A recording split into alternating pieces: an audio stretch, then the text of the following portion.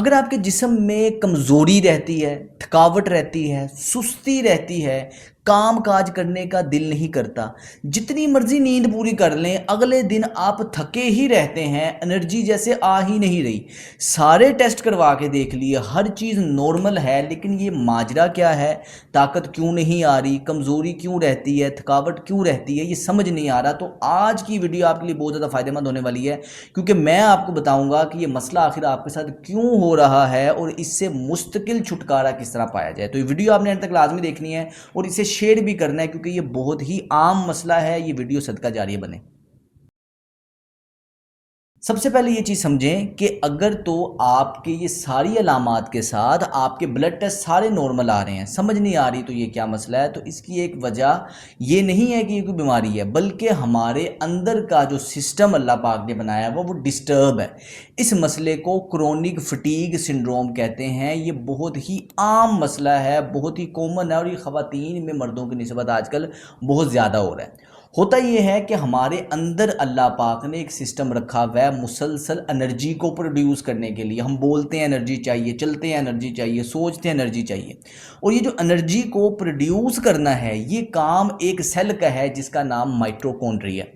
अगर तो mitochondria effectively काम कर रहा है तो आपके लिए एनर्जी, आपकी जिस तरह नॉर्मल खुराक से आप जिस्म में तवानाई महसूस करते हैं, चलते फिरते हैं, आप वैसे महसूस करेंगे। लेकिन ये जो सिम्टम्स अगर आपके साथ आ रहे हैं तो अक्सर होता ये है कि क्रोनिक फटीग सिंड्रोम के अंदर आपके माइटोकॉन्ड्रिया की फंक्शनिंग मुतासिर होती है, उसकी एनर्जी कम प्रोड्यूस कर रहा होता है। इस वजह से आपके साथ ये सिम्टम्स आ रहे होते हैं। अब इसका हल क्या है?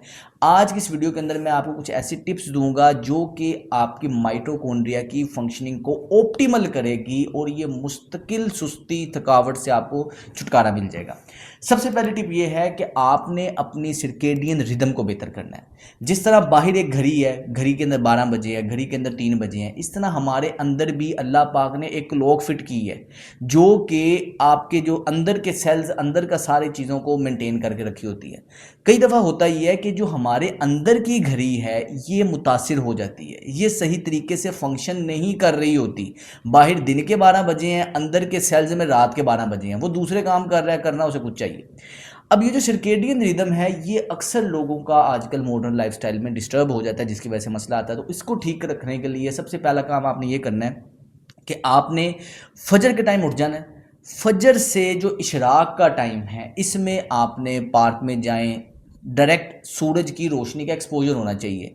पार्क में जा सकते हैं, बाहर वॉक कर सकते हैं, तस्बीह पकड़ के चल सकते हैं, मस्जिद के सहन में चल सकते हैं, लेकिन समझने की चीज़ ये है कि आपका सूरज के साथ डायरेक्ट एक्सपोजर होना चाहिए। ये जो स्पेसिफिक टाइम है इसके अंदर हमारा सर्केडियन क्लॉक रीसेट होती है। जो अंदर सेल्स का टाइम ख़राब हो गया हुआ है, फजर से इशराक की जो रोशनी का टाइम है वो अंदर सेल्स को सिग्नल भेज रहा होता है कि ये दिन चढ़ गया है, इस टाइम ये टाइम हो गया, जिसकी वजह से वो अपनी फंक्शनिंग को बेहतर कर देते हैं। और सूरज की इस टाइम की रोशनी के अंदर 50% इंफ्रारेड होती है जो कि आपकी हीलिंग के प्रोसेस को तेज़ कर देती है, सेलुलर रिपेयर को ठीक कर देती है। और अगर सुबह के इस टाइम में आप जागते हैं तो कुदरती तौर पे रात 9-10 बजे के पास आपकी नींद बेहतर होना शुरू हो जाएगी। तो सुबह सिर्फ जागना आपने फजर से इशराक, फजर के टाइम उठने के बाद इशराक तक चाहे वॉक करें चाहे उठें, उसका फ़ायदा ही होगा, रात की आपकी नींद बेहतरी की तरफ आ जाएगी।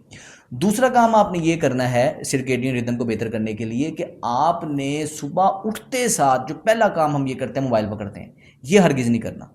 सुबह उठते साथ जब हम मोबाइल की स्क्रीन ओपन करते हैं तो हमारा जो दिमाग है, जब भी हम नींद से उठते हैं तो एक वो डेल्टा स्टेट पे होता है।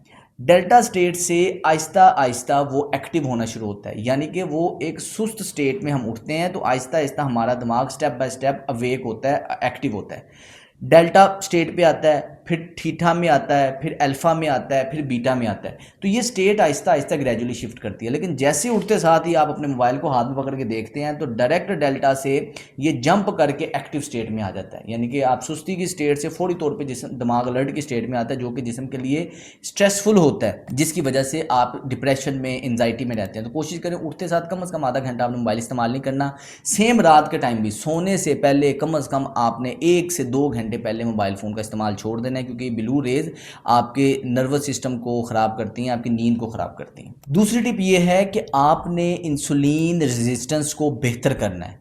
इंसुलिन रेजिस्टेंस बेसिकली हमारे जिस्म में एनर्जी लेवल को क्रैश कर देती है, फौरी से आपकी एनर्जी क्रैश हो जाती है अगर आप इंसुलिन रेजिस्टेंट हैं। और इंसुलिन रेजिस्टेंस कई बीमारियों की जड़ है। इसमें होता यह है कि हमारे जिस्म में जब भी हम कोई चीज़ खाते हैं तो खून के अंदर ग्लूकोज का एक लेवल बढ़ना शुरू हो जाता है। वो ग्लूकोज हमारे जिस्म के काबिल इस्तेमाल में रहे तो इंसुलिन एक हार्मोन बनता है जो कि उस ग्लूकोज को पकड़ के जिस जगह पे चाहिए उस जगह पे उस सेल्स तक पहुंचाता है, ट्रांसपोर्टर की तरह ये काम करता है।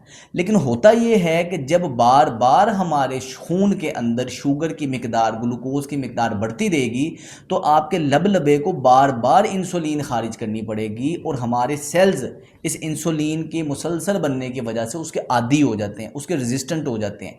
पहले इतनी इंसुलिन इतना काम कर रही थी, अब इतनी इंसुलिन इतना काम भी नहीं करेगी क्योंकि सेल उसके आदी हो जाते हैं, रेजिस्टेंस शो कर रहे होते हैं। इस कंडीशन को इंसुलिन रेजिस्टेंस कहते हैं। इसकी वजह से पीसीओएस का मसला, वजन का बढ़ना, इस तरह के काफ़ी ज़्यादा मसाइल होते हैं। तो इंसुलिन रेजिस्टेंस भी आपकी एनर्जी को फौरी तौर पर क्रैश कर देती है, आप थके थके रहते हैं। इसका हल ये है, इससे इंसुलिन रेजिस्टेंस से कैसे छुटकारा पाया जाए। सबसे पहले आपने काम ये करना है कि इंटरमिटेंट फास्टिंग करनी है। हमारे जिस्म को अल्लाह पाक ने डिज़ाइन इस तरह किया है कि कम खा के ज़्यादा काम करें। हम खाते बहुत ज़्यादा है, काम कम करते हैं, मुशक्क़त फिजिकल है ही नहीं, जिसकी वजह से मसले रहते हैं। इंसुलिन रेजिस्टेंस के लिए इंटरमिटेंट फास्टिंग करने का तरीकाकार ये है कि रात का खाना आपने मगरिब इशा के दरमियान खा लेना है, उसके बाद रात का खाना नहीं खाना। इसके बाद आपने अगले दिन सुबह नाश्ता करना है 9, 10, 11 बजे जब आप करना चाहें। अब इससे होगा ये कि आपके जिस्म को फाके की कैफियत में, आप रात की नींद फाके के आलम में काटेंगे, जिसकी वजह से जब जिस्म को उस टाइम पे एनर्जी चाहिए होगी तो सेलुलर रिपेयर का टाइम मिल जाता है जिस्म को। ऑटोफेजी का प्रोसेस स्टार्ट होता है कि जिस्म अपने फालतू खुलियों को इस्तेमाल करके as a source of energy इस्तेमाल कर लेते हैं। 14 से 16 घंटे की फास्टिंग बन जाती है। और नाश्ते के बाद कोशिश करें कुछ ना कहीं शाम का खाना खाएं, मतलब रोटी को सिर्फ 2 बार कर दें। खाना हमेशा घर का खाएं, बाज़ारी प्रोसेस्ड फूड छोड़ दें, चीनी, चावल, मैदा, ये जो प्रोसेस्ड फूड हैं ये छोड़ दें और प्योर देसी खुराक खाएं, घर का बना खाना खाएं। जिससे ये होगा कि आपकी जो न्यूट्रिशन की इंटेक है वो बेहतरी की तरफ रहेगी। उसके बाद फिर बाकी सारे मसाइल इंसुलिन रेजिस्टेंस के वो बेहतरी की तरफ रहेंगे। खाने के साथ प्रोटीन का सोर्स लाजमी इस्तेमाल किया करें, गोश्त लाजमी इस्तेमाल करें, सलाद लाजमी इस्तेमाल करें।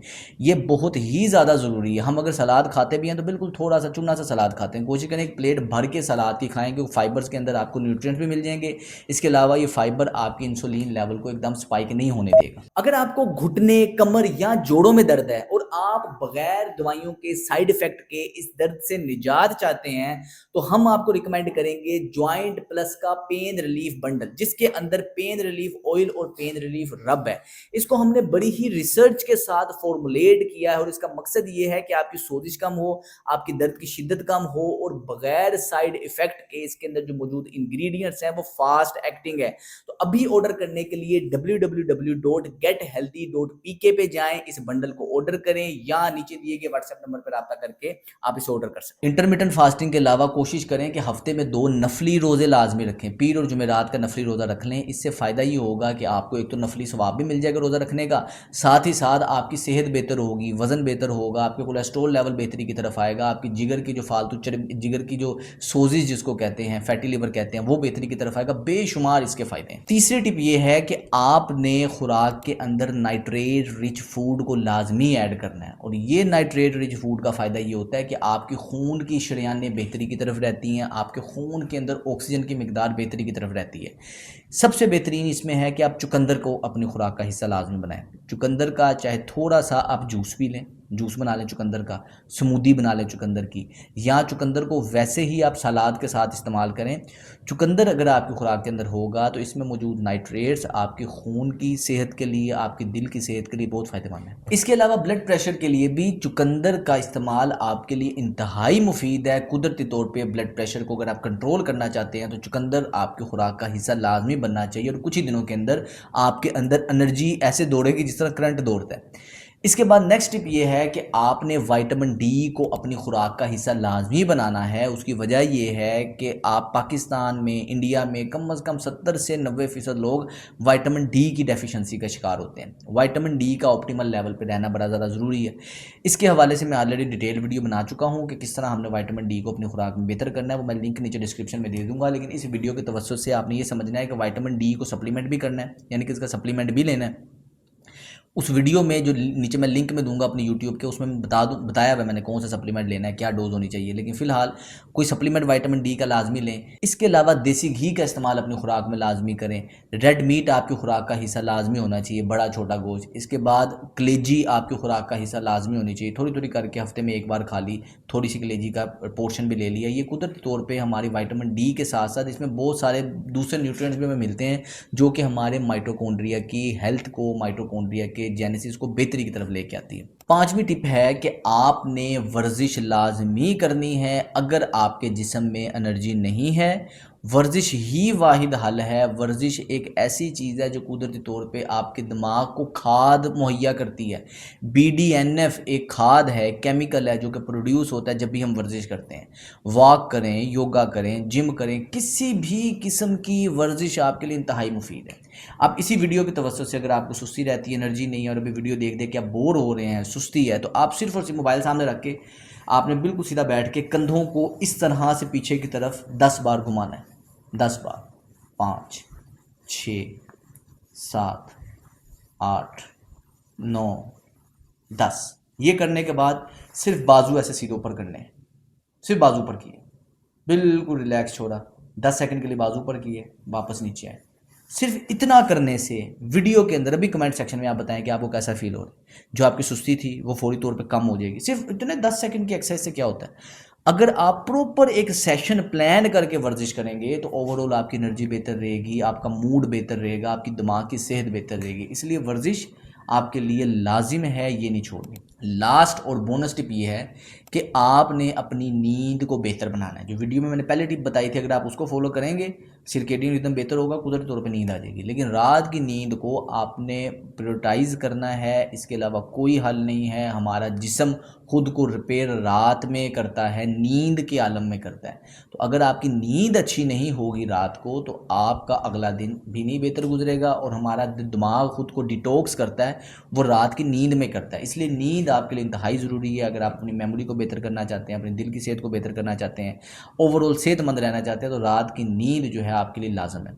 नींद को किस तरह बेहतर बनाना है, स्लीप हाइजीन को किस तरह बेहतर बनाना है, मैं इसके ऊपर डिटेल्ड वीडियोज़ बना चुका हूँ। मैं अपने यूट्यूब के डिस्क्रिप्शन में इसका लिंक दे दूंगा कि पोस्चर क्या होना चाहिए, सोना कैसे है, नींद से पहले क्या करना है, तरीकाकार क्या होना चाहिए, बिस्तर कैसा होना चाहिए, सारी चीज़ें मैंने डिटेल से डिस्कस की हैं। इस वीडियो में मैं डिस्कस करूँगा, तो लिंक मैं उसका दे दूँगा, वो भी आप देख लेना है।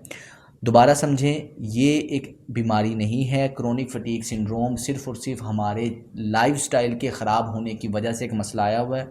और अगर हम लाइफस्टाइल को बेहतर करेंगे तो ये सारा सिस्टम ठीक हो जाएगा और आपकी सेहत बेहतर हो जाएगी। उम्मीद करता हूँ वीडियो आपके लिए फ़ायदेमंद रही होगी। और अगर आपकी कोई सजेशन है तो कमेंट सेक्शन में लाजमी दीजिएगा। अस्सलाम वालेकुम।